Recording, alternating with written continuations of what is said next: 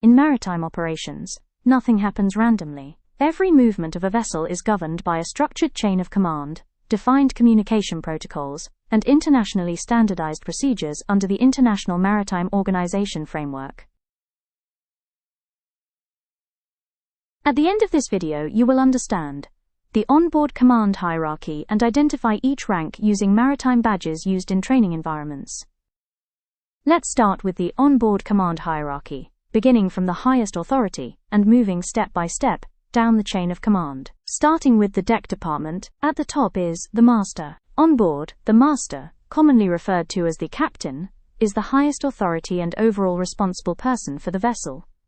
Their rank badge is 4 gold stripes with executive curl. Under IMO convention, the master is responsible for 1. Safe navigation of the vessel. 2. Safety of crew and cargo. 3. Compliance with international maritime regulations. 4. Decision-making in emergencies. Even when a marine pilot is on board, the master retains ultimate legal responsibility for the vessel. Directly under the master is chief mate. The chief mate, also called the chief officer, is the next in command. The chief mate is the head of the deck department. Their rank badge is 3 stripes, with an executive curl. Their responsibilities include cargo planning and cargo operations supervision, vessel stability and ballast management, supervision of deck crew, cargo securing for sea passage. If cargo is improperly planned, vessel stability can be compromised, leading to listing or structural stress. Next, the second officer, or the navigation officer. The second officer is responsible for voyage planning and navigation support. Rank badge, 2 stripes, and an executive curl. Key duties include passage planning from port to port, updating nautical charts and publications, monitoring navigational hazards, tide, current, and weather analysis. This role ensures the vessel follows a safe and efficient route. The next officer is third officer, also called safety officer. The third officer is responsible for onboard safety systems. Rank badge is 1 stripe, with the executive curl. The safety systems the third officer is in charge of includes lifeboats and life raft readiness, firefighting systems maintenance, emergency drills and compliance checks, safety equipment inspection. The last but one rank is the deck cadet, or the trainee officer. The deck cadet is a trainee officer undergoing practical sea training. Rank identifier is 1 or no stripe depending on company. Responsibilities include assisting officers during watchkeeping, learning navigation procedures, participating in cargo operations, completing training record books, TRB. Know that the cadet is not yet licensed, but is preparing to become a certified officer.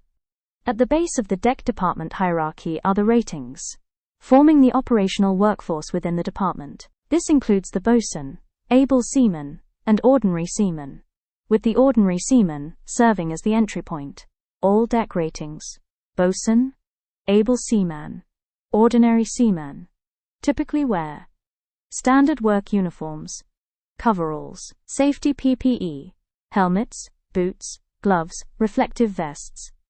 Sometimes, company name patches, role labels, e.g., bosun, deck crew. Color-coded helmets in some companies. Let's explore the responsibilities breakdown of the deck ratings, starting from the bosun, the senior deck rating. The bosun is the senior-most rating in the deck department and acts as the main supervisor of all deck ratings. Responsibilities include 1. Supervising able seamen and ordinary seamen. 2. Assigning daily deck work under chief mate instructions. 3. Coordinating maintenance tasks, painting, cleaning, repairs. 4. Managing mooring operations during arrival and departure. 5. Ensuring deck equipment is ready and properly maintained. The bosun acts as the practical leader of the deck crew on the working level. Let's move to able seaman, AB, the skilled deck rating. The able seaman is a qualified and experienced deck rating, responsible for skilled seamanship tasks. Responsibilities include steering the vessel, helmsman duties, keeping lookout during navigation, handling mooring lines during berthing and unberthing, assisting in cargo operations and deck maintenance. Operating deck machinery under supervision. The able seaman carries out skilled operational tasks essential to ship handling and safety. Finally, we have the ordinary seaman. The ordinary seaman is the entry-level rating in the deck department. Responsibilities include assisting able seamen in daily deck operations, cleaning and maintaining deck areas, supporting mooring and line handling operations, performing basic maintenance tasks, painting, chipping, washing, learning seamanship and shipboard procedures. The ordinary seaman focuses on learning and supporting essential deck operations. In conclusion, ordinary seamen support and learn. Able seamen perform skilled deck operations, and the bosun supervises and organizes the entire deck rating team. You need to understand that the deck rating work is demanding and must be carried out in all weather conditions at sea. For those looking to pursue a career in the deck department, progression follows a structured path. Many begin at the rating level, with basic maritime training, gaining practical experience at sea as ordinary seamen and able seamen. Those pursuing the officer route undergo formal maritime education as deck cadets, followed by sea time and certification exams to become licensed officers. Here is a breakdown. Many careers at sea begin at the rating level, starting as an ordinary seaman. At this stage, basic safety training is required, and the focus is on learning seamanship through practical onboard experience.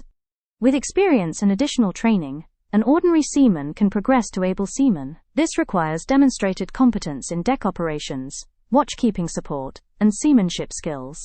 At the senior rating level, the bosun leads and supervises deck operations, based on experience rather than formal officer certification. To become an officer, candidates enter structured training as deck cadets.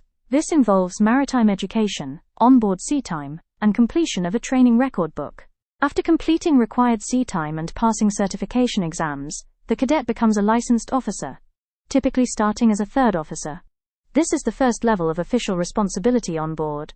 With further sea experience and additional certification, officers advance to second officer, taking on greater responsibility in navigation and voyage planning. At the chief mate level, advanced certification is required, along with significant sea time and operational experience. This role involves cargo management, stability control, and leadership of the deck department. The highest level of certification is the master's license. This requires extensive sea time, advanced examinations, and proven leadership. At this level, the master assumes full command and legal responsibility for the vessel. Now that you understand the structure of the deck department, it is clear how each rank fits into the hierarchy, from the master at the top, through the navigating officers, down to the ratings who carry out the practical operations on board. Together, they are responsible for navigation, cargo operations, and the overall handling of the vessel at sea and in port. In the next part, we move below deck into the engine department, where the systems that power and sustain the vessel are managed.